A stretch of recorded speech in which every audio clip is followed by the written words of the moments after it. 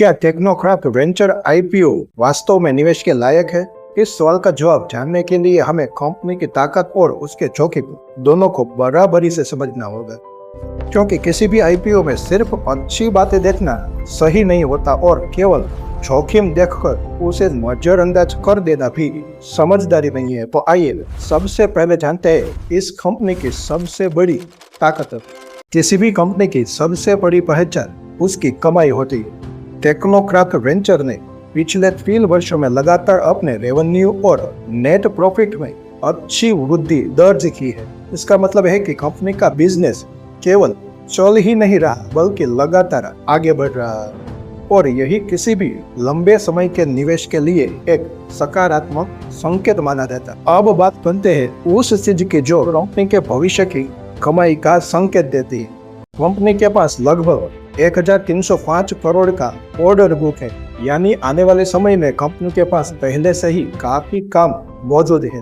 एक मजबूत order book का मतलब होता है कि भविष्य में रेवेन्यू आने की संभावना पहले से दिखाई देती है, जिसमें बिजनेस में स्थिरता बनी रहती है। अब अगर कंपनी कमाई तो कर रही है लेकिन पूंजी का सही उपयोग नहीं कर रही तो वह अच्छी कंपनी नहीं मानी जाती। यहाँ टेक्नोक्राफ्ट वेंचर अच्छा प्रदर्शन करती दिखाई देती है।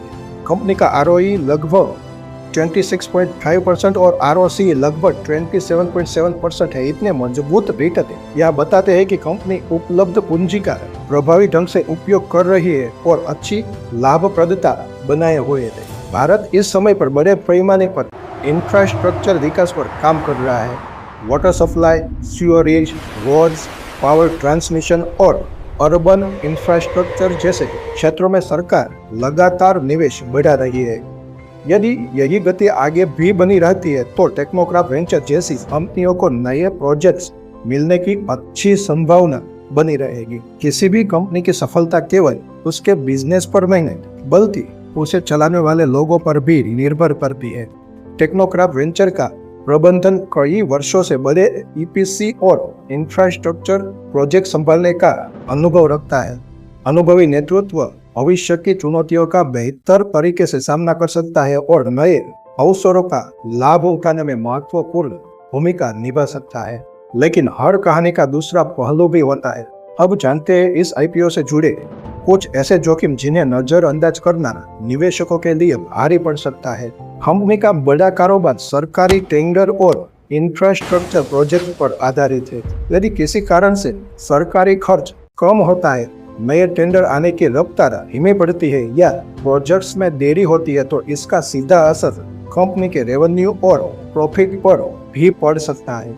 ईपीसी बिजनेस की एक बड़ी चुनौती होती है कैश फ्लो। कंपनी को पहले प्रोजेक्ट पूरा करने के लिए पैसा खर्च करना पड़ता है और भुगतान बाद में मिलता है, यानी बिजनेस चलाने के लिए लगातार अधिक वर्किंग कैपिटल की जरूरत रहती है। अगर कैश फ्लो पर दबाव बढ़ता है तो इसका असर कंपनी की वित्तीय स्थिति पर भी पड़ सकता है। ग्रे मार्केट प्रीमियम यानी कि जीएमपी इस समय लगभग 6% के आसपास है। इससे यह संकेत मिलता है कि फिलहाल बाजार इस आईपीओ से बहुत बड़े लिस्टिंग गेन की उम्मीद नहीं कर रहा है। हालांकि एक बात हमेशा याद रखें, जीएमपी कोई आधिकारिक संकेत नहीं है, यह रोज बदल सकता है। इसलिए केवल जीएमपी देखकर निवेश का फैसला करना सही रणनीति नहीं मानी जाती है। अगर पूरे विश्लेषण को एक साथ देखें तो टेक्नोक्राफ्ट वेंचर आईपीओ में कोई मजबूत पहलू दिखाई देते हैं। लगातार बढ़ता रेवेन्यू, बेहतर प्रॉफिटेबिलिटी, मजबूत ऑर्डर बुक, उच्च आरओई और आरओसी और भारत के बढ़ते इंफ्रास्ट्रक्चर सेक्टर से मिलने वाले अवसर, ये सभी कंपनी के पक्ष में जाते हैं। लेकिन दूसरी तरफ सरकारी प्रोजेक्ट्स पर अधिक निर्भरता, वर्किंग कैपिटल की ऊंची आवश्यकता और फिलहाल सीमित जीएमपी ऐसे जोखिम है जिन्हें नजरअंदाज नहीं किया जा सकता।